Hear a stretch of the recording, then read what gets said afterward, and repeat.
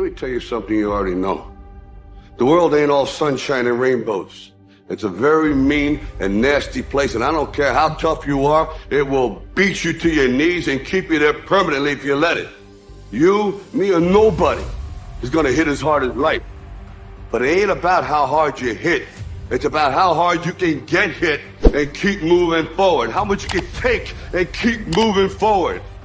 That's how winning is done. Don't allow your emotions to control you. We are emotional, but you want to begin to discipline your emotion. If you don't discipline and contain your emotions, they will use you. Whatever experience you're having right now, it has not come to stay. It has come to pass. Not to stay, just to pass. It's just going through. The time is now. The time is now to express and for people to believe in themselves. The time is now for it to be okay to be great.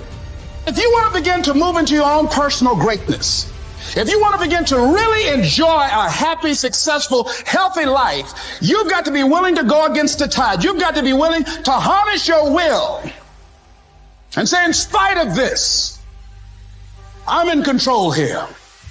I'm not going to let this get me down. I'm not going to let this destroy me.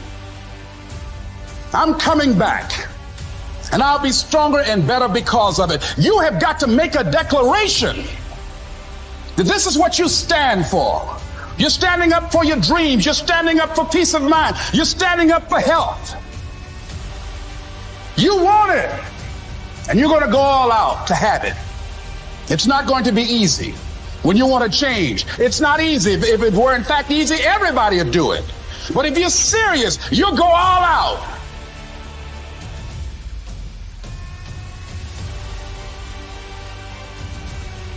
But like I always say, life is 10% what happens to you, it's 90% what you do about it. The first step is getting completely and brutally honest enough to say, I am tired of myself.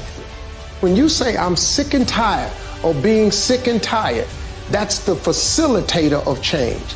That's when you're ready to say these words, no more excuses. No more excuses.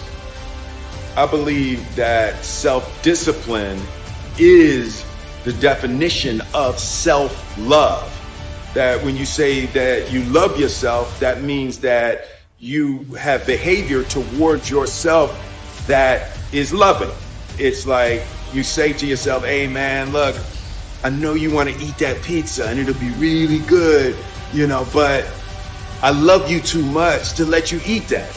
And I think the word discipline has kind of gotten a bad name. We think about it in terms of punishment. I'm not talking about discipline in that way. I'm talking about discipline in the sense that you forego immediate pleasure for the exchange of long-term self-respect. If you find your passion, you're going to have this tremendous energy. It's sustainable energy. But momentum requires you always do the next thing to keep the momentum going. And the reason you get yourself in a passionate place is so that you change your life. And the only thing that changes your life is making a decision. So while you're in this passionate state, that's where you make decisions. A decision is the first step. Decision is like a war. I got to do this or that. All right, I'm going to make myself do this. But commitment is when you now, after you've decided, you commit to do this for the long term. Whether it's hard or easy, doesn't matter. You're doing this. It takes it from this moment and it carries it into the future even when things are difficult. The only way that commitment and the energy and the momentum continues is if you take immediate, massive action is the cure-all. If you're having a difficult time with something, your relationship isn't where you want it to be, your finances are not where you want to be, your body's not where you want to be, your business is not where you want to be, you need to take massive action. And if that doesn't work, try something else. If that doesn't work, try something else. Keep going with massive action and you will find the way because it will give you momentum.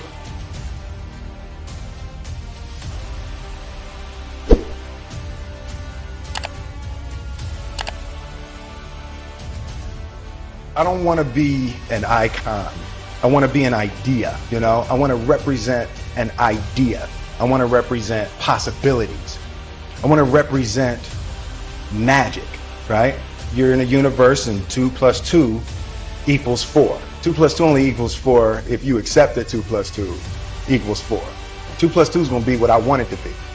There's a redemptive power that making a choice has, you know, rather than feeling like you're effect to all the things that are happening. Make a choice, right? You just decide what it's going to be, who you're going to be, how you're going to do it. Just decide. And then from that point, the universe is going to get out your way. A person's strengths are often their biggest weaknesses. And so that also means that their weaknesses can be their strengths. So, me, I am weak. In all those ways that I listed, I am weak. But I don't accept that.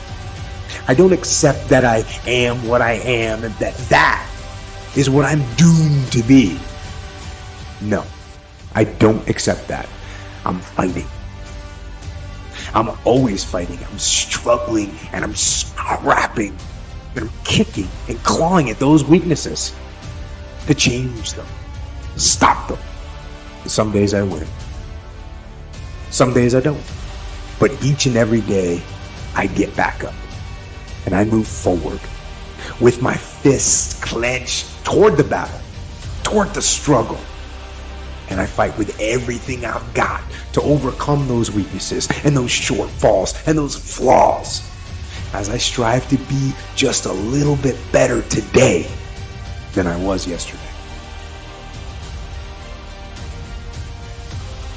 The only thing that I can see, and you can never really look at yourself, the only thing that I see that is distinctly different about me is I'm not afraid to die on a treadmill. I will not be outworked, right? Period.